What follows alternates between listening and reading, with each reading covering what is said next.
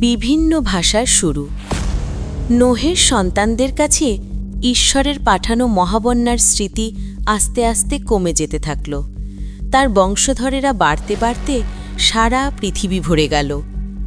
কিন্তু তাদের মনের চিন্তা আবার খারাপের দিকে গেল। লোকেরা যখন পূর্ব দিক থেকে আসলো, তখন তারা একটি সমতল ভূমি দেখতে পেল।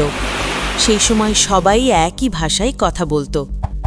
তারা একজন আরেকজনকে বলল, চলো আমরা ইট বানাই এবং পুড়িয়ে শক্ত করি।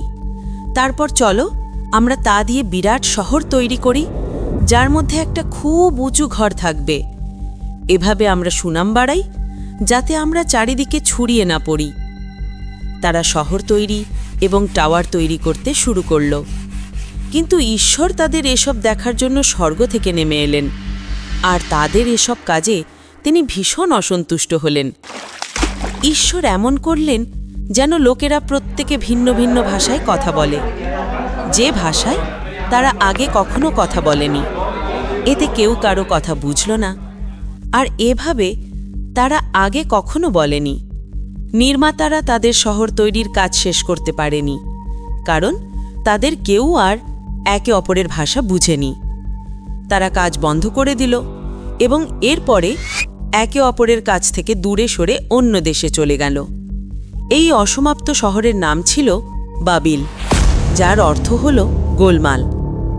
তখন থেকে পৃথিবীতে মানুষ নানা ভাষায় কথা বলতে শুরু করল। সময় যেতে থাকল, আর সাথে সাথে আরও বেশি মানুষ গাছ ও পাথরের মূর্তি পূজা করতে লাগল।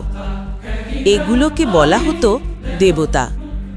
তারা ভাবত এই মূর্তিগুলোই তাদের ঈশ্বর, যারা তাদের প্রার্থনা শুনত এবং সাহায্য করত। মানুষ সত্য ঈশ্বরের আরাধনা করত না, কিংবা তার ইচ্ছা কি তা জানতে চাইত না। তারা অনেক খারাপ কাজ করত। কিন্তু ঈশ্বর উর শহরে একজন অন্যরকম লোক দেখলেন। এই লোকটির নাম অব্রাম, অব্রাহামের আগের নাম।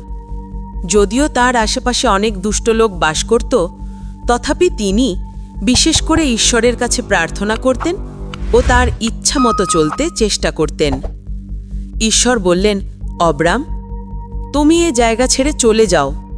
তুমি তোমার পূর্বপুরুষের জায়গা ছেড়ে আমি যে জায়গা দেখাবো সেখানে চলে যাও। আমি তোমাকে আশীর্বাদ করব, আর তোমার মধ্য দিয়ে অন্যেরাও আশীর্বাদ পাবে। অব্রাম ঈশ্বরের কথা শুনলেন, যদিও তিনি সবকিছু বুঝলেন না। এতক্ষণ আমাদের সাথে থাকার জন্য ধন্যবাদ। বাইবেলের আদি পুস্তক থেকে নতুন নিয়মের শিক্ষণীয় সব গল্প জানতে সাবস্ক্রাইব করে আমাদের পাশে থাকুন। সকলে মহান ঈশ্বরের আশীর্বাদে ভালো থাকুন, এই কামনায় আজকের মতো বিদায় নিচ্ছি।